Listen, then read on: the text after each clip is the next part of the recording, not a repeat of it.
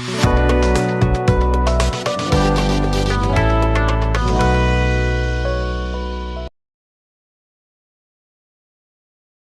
Team और हम लोग आज से जितने उलमा इस शहर में मौजूद है, हम उनको पर्सनल लेटर देने वाले और ये वाक़ये पे पूछने वाले कि आप लोगों की क्या राय है, आप इस पे अपना स्टेटमेंट देने। तो यानी आपको पता होगा कि जिस कौम ने अपने इतिहास को बुला दिया वो कौम यानी ख़त्म हो चुकी है। अगर इस तरीके के स्टेटमेंट आएंगे और लोगों को हिस्ट्री गलत बताई जाएगी, हमारा इतिहास गलत बताया जाएगा, तो हमारी कौम कितने बड़े ख़तरे में।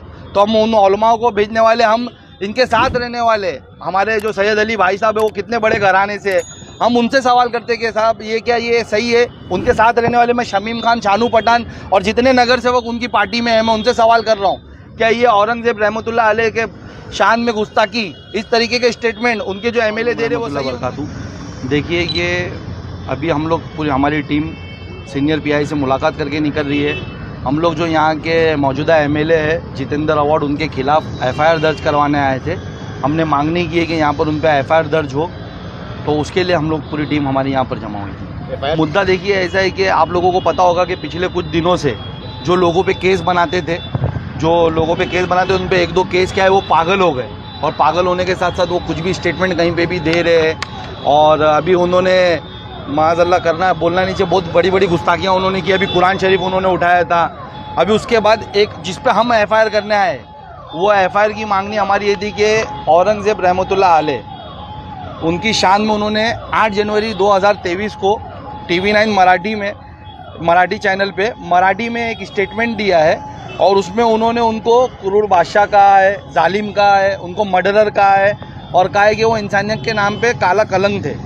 तो उसके खिलाफ, जैसा कि आप लोगों को सबको पता है कि हज़रत औरंगजेब रहमतुल्लाह अलैह यानी कितने वली शिफत थे, कितने परहेजगार थे। आप बादशाह होने के साथ साथ भी पूरे अखंड भारत के बादशाह, जब भारत यानी एक छोटा सा एमएलए जो अपनी राजनीति करने के लिए, जिस पे दुनिया के भ्रष्टाचार के आरोप है कि कब्रस्तान की ज़मीन का हेरफेर किया है, स्लाटर बेच दिया है, प्लेइंग ग्राउंड खा रहा है बिल्डरों से मिच के, वो एक ऐसे बादशाह पर जो पूरे हिंदुस्तान के, अखंड हिंदुस्तान के बादशाह थे।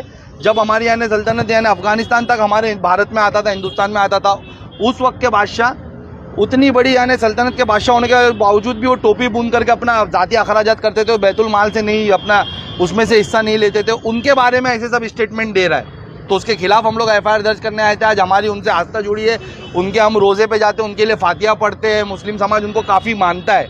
और एक गलत हिस्ट्री बता करके टीवी चैनल पे बैठ करके आरएसएस को खुश करने के लिए बीजेपी पूरे हिंदुस्तान में जिस तरीके से यानी जातिवाद की राजनीति करके यानी अपने आरएसएस को खुश करने के लिए स्टेटमेंट करती है, उसी तरीके से ये मराठी में आरएसएस को खुश करने के लिए यहाँ के मौजूदा एमएलए जो स्टेटमेंट दे रहे हैं, उसके खिलाफ क्या हम इसके खिलाफ बर्दाश्त नहीं करेंगे। 2019 में भी सेम इसी तरीके से थाना डिस्ट्रिक्ट प्रेसिडेंट एनसीपी के आनंद परांजपे ने इसी तरीके का औरंगजेब रहमतुल्लाह अलैह के शान में गुस्ताखी की थी, जिसके लिए सिर्फ एमआईएम नहीं, एमआईएम की पूरी टीम के साथ इस शहर के हर एक मुस्लिम नेता ने आकर के एहतजाज किया था। और हमारे हिंदू भाइयों ने भी, उस वक्त हमारे साथ विशु भगत जैसे लोग थे, राजन कीने जैसे लोग थे, उन लोगों ने भी आकर के एहतजाज किया था उसके खिलाफ, और यानी कहा था कि गलत है।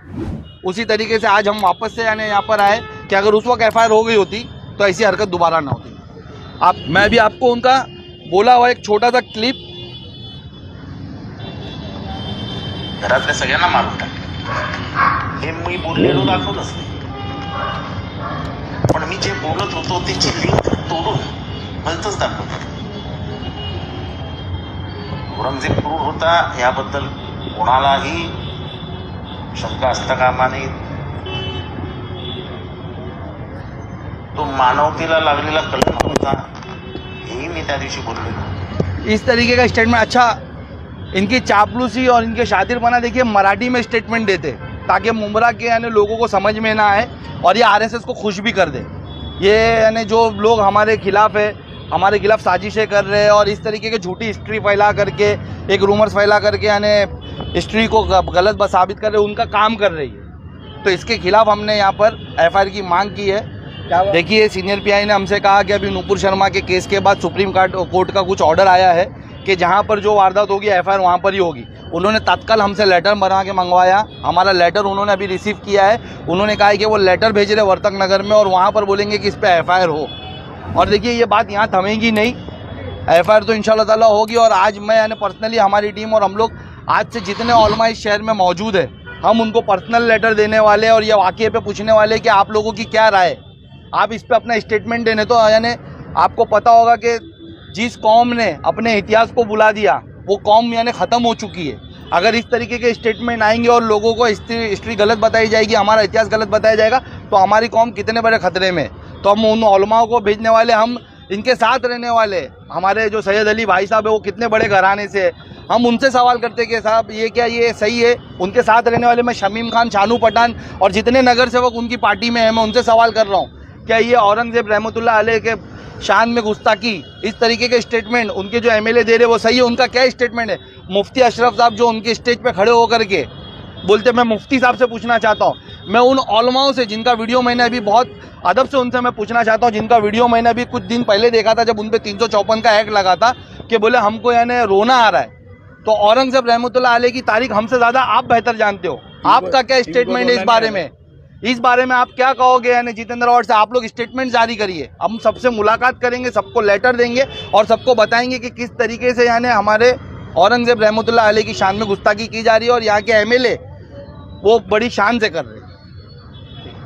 देखिए, जिस तरीके से हमारे शहर के आमदा जितेंद्र अवार्ड साहब ने औरंगजेब रहमतुल्लाह अलैह के बारे में जो अल्फाज इस्तेमाल किए, इसके लिए हम उनसे मतलब पुलिस जो प्रशासन से हमने बात की है कि इनके ऊपर FIR होना चाहिए। इससे पहले इनकी पार्टी के अध्यक्ष ने भी एक बार ये चीज़ कहा था औरंगजेब रहमतुल्लाह अलैह के बारे में। आपको मालूम है औरंगजेब रहमतुल्लाह अलैह की वो हिस्ट्री है कि जब अखंड भारत था, उस वक्त जब ये बादशाह थे, उस वक्त भारत की GDP 58% पे थी, 58। आज ये सारे लोग मिलकर एक भारत की GDP कहाँ पे रखे इनको नहीं मालूम है। तो हम लोग ये चाहते हैं, और शहर के उलमा, मैं ये बात कहना चाहता हूँ कि जो शहर के उलमा हर वक्त आते थे, तो इस वक्त कहाँ है वो शहर के उलमा जिनको हम ये उनसे सुनना चाहते हैं कि इस मामले में आपकी क्या राय है, आप किसका साथ दे रहे हैं, सच का, हक का या आमदार का।